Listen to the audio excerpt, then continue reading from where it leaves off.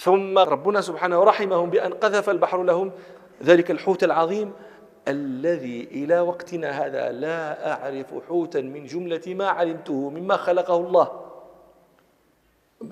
في قدر ذلك الحوت. روى البخاري ومسلم في صحيحيهما عن جابر بن عبد الله رضي الله عنهما قال: بعثنا رسول الله صلى الله عليه وسلم وأمر علينا أبا عبيدة بن الجراح نتلقى عيرا لقريش، وزودنا بجراب من تمر لم يجد لنا غيره، سرية فيها 300 إنسان يزودهم النبي صلى الله عليه وسلم بجراب من تمر. جراب كيس من أدم من جلد فيه تمر، هذا جيش يبعث لأيام جراب تمر. ليس الفقر أخشى عليكم.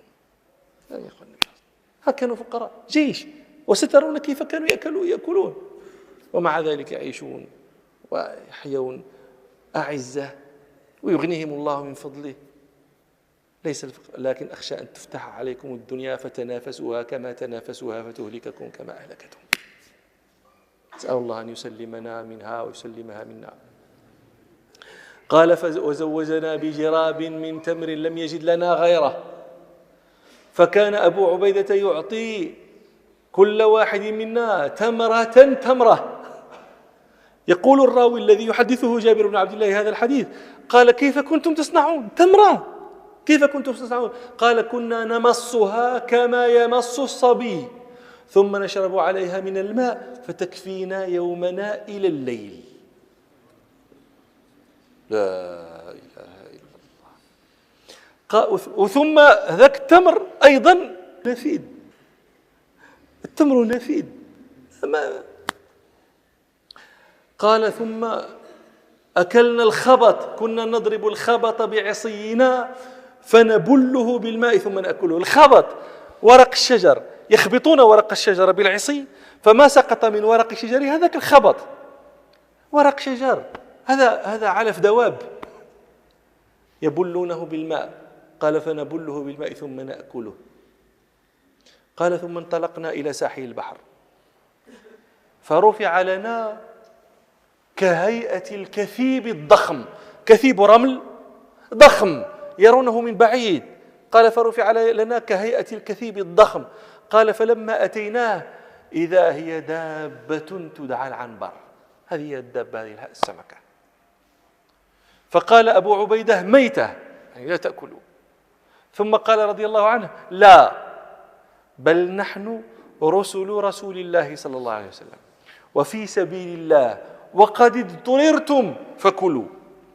قال: فأقمنا عليه شهرا ونحن 300 حتى سمنا. شيء عجيب. تعرفون مر بكم فيما أنتم أهل هذه الديار أكلة سمك، ونحن مثلكم، كل أهل البلاد الشاطئية يحبون السمك ويأكلونه. ويعني هل سمعتم قط بسمكة حوت يجتمع عليها الناس وهم 300 ويأكلونها شهرا ولا يأتون عليها؟ ايش هذا؟ والعجب يأتي.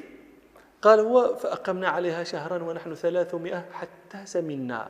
قال جابر: ولقد رأيتنا نغترف من وقب عينه بالقلال الدهن، من وقب عينه من نقرة عينه، من عين هذا الحوت، يغترفون الدهن بالقلال. قال: ونقتطع منه الفدر كالثور أو كقدر الثور. الفدر القطع، جمع فدرة.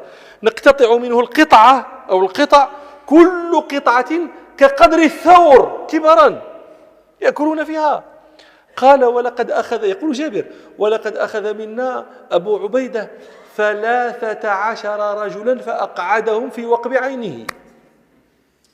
13 إنسان جلسوا في وقب عينه، في وقب عين هذا العنبر. فلا تقل للحوت، لا تقل لي لا بالين، لا تقل للحوت الأزرق الأبيض البنفسجي هذا شيء ما 13 إنسان في العين فقط. قال: وأخذ أبو عبيدة ضلعا من أضلاعه فأقامها ورحل أعظم بعير، يعني أخذ أعظم بعير فجعل عليه الرحل فمر من تحتها، من تحت الضلع.